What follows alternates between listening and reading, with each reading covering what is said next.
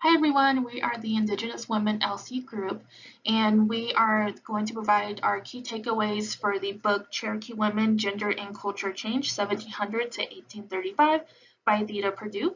My name is Kristen, and I will be talking about chapters 1 and 2. To start off, the myth of Kanati and Selu provided the Cherokees an explanation for why men and women in their society lived the way they did. A person's job was an aspect of his or her sexuality, a source of economic and political power, and affirmation of cosmic order and balance. The responsibility for ensuring a bountiful harvest and taking care of the crops fell solely on the women. Women were responsible for also protecting the crops from predators. Women would carry water in the tribe, which was a very gender-specific task. If a man or boy were to carry water, it was seen as being disgraceful. Because Europeans observed women doing what seemed like everything in the tribe, they actually believed the Cherokee women to be victims of male exploitation. The connection between women and corn gave women considerable status and economic power since the Cherokees depended heavily on that crop for food. Every year, the Cherokee celebrated the green corn ceremony, which paid homage to women, for by celebrating corn, they are celebrating women too, and since Selu was a woman and the spirit of corn.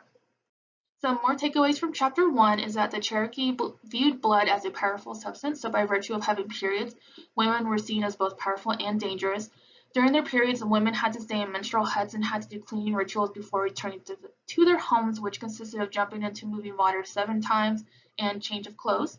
Cherokees believed that menstruation, the female role in giving birth, actually prevented them from becoming full-time hunters and warriors. However, some men and women did cross the gender boundaries. Men would sometimes opt for a life of farming. Some evidence suggests that a kind of sexual reclassification occurred for men who preferred to farm, and that these men functioned sexually as well as socially as women. However, when a woman crossed the gender boundary and became a warrior, she was given the name war woman and could participate in political and ceremony aspects along with the men. Men who crossed the gender boundary were made fun of, while women were honored. Moving on to chapter 2, some of the key takeaways were that the Cherokees traced kinship solely through the women, gave women considerable prestige, and all-encompassing nature of kinship systems secured for them a position of power. Europeans were actually unable to grasp the principle of matrilineal descent. They thought it was an illogical way of reckoning. According to the principle of the matrilineal descent, people belonged to the clan of their mother. Their only relatives had to be traced through her. The only permanent members of a household were the women. Husbands were considered outsiders. When a man married, he moved from the household of his mother or sister into his wife's home. Moving into her home actually did not mean that he was a part of her clan or lineage. If divorced, the husband would move back in with his mother or sister, and the children would stay with the wife. Men never did try to dominate the wives. The women were the dominant ones in the household. And just a few more takeaways. Retaliation was a principle of their criminal code. When someone would happen to a tribe member, that person who initiated the crime would suffer the same consequences. So literally an eye for an eye. If you poke someone's eye out, that person can then poke one of your eyes out. The vengeance was typically done by the men, but women would participate in it too. After a raid was done by the tribesmen on another Native American tribe, women would wait for their return and celebrate the victory.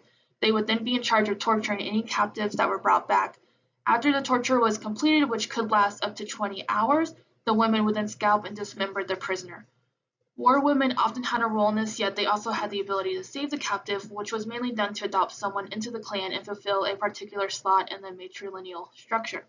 Besides the retaliation factor, the Cherokee didn't really have a government. They only requested that each person govern his or her own behavior carefully. This autonomy translated into sexual freedom for Cherokee women since no one controlled their sexuality. Unmarried women were able to have sex with whoever they wanted as long as they did not violate incest taboos within their own clan. And that is it for me. I'm going to now pass it over to Allison, who will talk about chapters 3 and 4. So, in chapter 3 of Cherokee Women, Purdue talks about trade. So, in Cherokee communities, men hunted and women farmed, and that was until the Europeans came. And typically, women would make the housekeeping items like baskets and garden hose, cooking tools, things like that. But trade with Europeans kind of introduced new ways for men and women to interact with each other because women didn't have the need to make these tools anymore because they could be traded and they could be made out of metal. Before they were mostly made out of wood and stones. So it helped them find this new way to relate to each other and to relate to the world around them, because their relationship was changed because women weren't making things like that anymore. Another part of trade is the slave trade that's a big part of the United States history. Cherokee slaves that were owned by Europeans essentially were usually women. And that was the case, and Europeans did take slaves, Native American slaves, until racial ideology that kind of came from slavery and bringing over Africans to America, that change in the ideology about race made it kind of seem inappropriate for Native Americans to be kept as slaves, especially since they themselves had slaves. And then deer skins were also the Cherokees' most popular, like, hot commodity to trade. And women still were not very involved in this part of trade. They didn't accompany men on their hunts because they posed spiritual danger, and they were also another person to protect. And kind of what I got from this chapter is that women were not very involved in trade in general. So in chapter 4, Purdue talked about war, and women actually weren't a really big part of war either. They usually became part of the fighting by chance. So if one of their family members died and they were out there, they would just, pick up their gun or pick up their weapon and just, like, get into it. There's a lot of stories of Cherokee women joining the fight after their, like, male relative, like their brother or their dad or their husband, dying in battle, and they just went in and, like, avenged them. Not a lot of Cherokee women really played a central role in military strategy, but obviously it affected them, so they kind of played this background part, where men would, take their advice on if they needed to go attack another tribe or another people or something. And the activities that women did for the community, like collecting firewood, protecting the crops, especially the older women usually protected the crops. It actually made them targets of the enemy, and they tended to be killed first if there was going to be, like, a raid on their village. And killing women, I thought this was really interesting, actually represented the end of a clan or a lineage. Some native groups would mutilate pregnant women and take out their fetus, and that would be kind of the symbol of the end of that people. And then next, Grace is going to be talking about chapters 5 and 6. Hey guys, I'm Grace. I'm going to be covering the key takeaways for chapters 5 and 6. Chapter 5, A Changing Way of Life, really focuses on how civilizing Cherokee natives meant that they would have to transform Cherokee concepts of gender. Cherokees eventually adapted the concepts of civilization to their own concepts of gender, and you should be able to see that through these key takeaways. In terms of civilization, women were initially more receptive to the new expectations that were set forth by the civilizers. Women believed that the civilization program validated things that they did, and it would help them do their work more successfully. They also envisioned civilization as something that would bring improvement to their lives. So this receptivity and their openness placed women ahead of men in the civilization program. Men really didn't want to shift to doing women's work like agriculture practices and raising domesticated animals rather than hunting.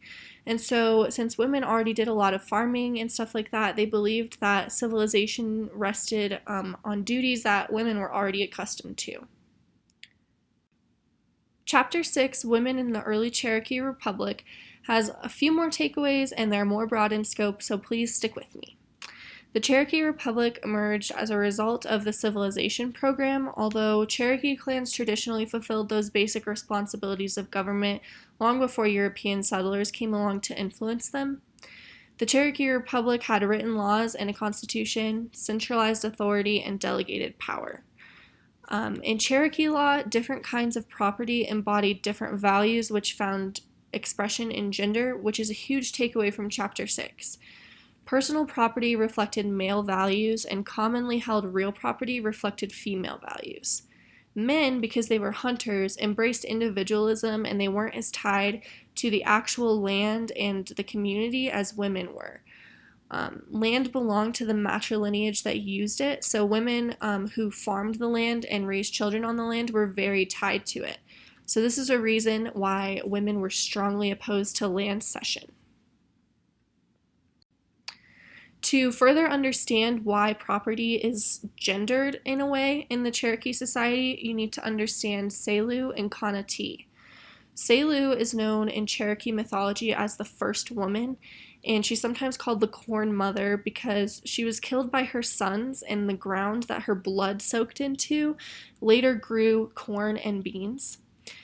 So women affirmed their identity as Selu's heirs and as women by harvesting the land's bounty and continually renewing Selu's spirit through their work with the land. Kanati, who was Selu's husband, found out about her death and left his home, and he never returned. He was just a wanderer and he never came back.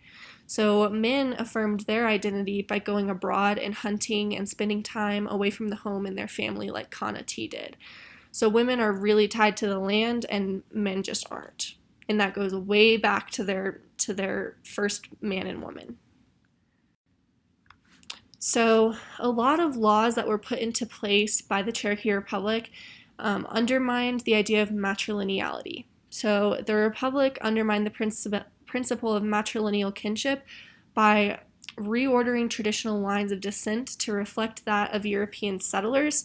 So men would will their property to their kin rather than having lines of descent and inheritance follow the matrilineal line. Cherokee men marrying and having children with white women also interrupted matrilineal descent because when a white woman would have a Cherokee man's baby, because the mother is white, the child is also not really viewed as being Cherokee, so it really disrupted the lines of matrilineal descent.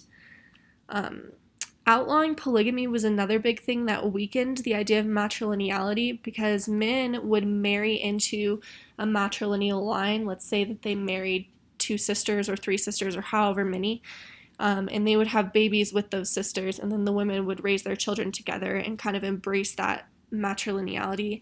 And so when they outlawed polygamy and men were only supposed to marry one wife and have children with one wife, it really weakened clans and the idea of matrilineality. Although I've said a lot about things that undermined women, not all the laws that were created undermined the position of women. Some of them really supported women's rights. The council formally established married women's rights to their property and prohibited the seizure of a woman's property for debts incurred by her husband. So they really enforced the idea that women's property and men's property were separate, which is something that the Cherokee people kind of always practiced, and then they maintained it when the Republic came along. The U.S. government generally respected these laws. There were a few cases where they weren't respected, but for the most part, if a Cherokee woman were to marry a white man, the white man wouldn't get to just take her property and take ownership of her property. They would have to respect the fact that her property is separate.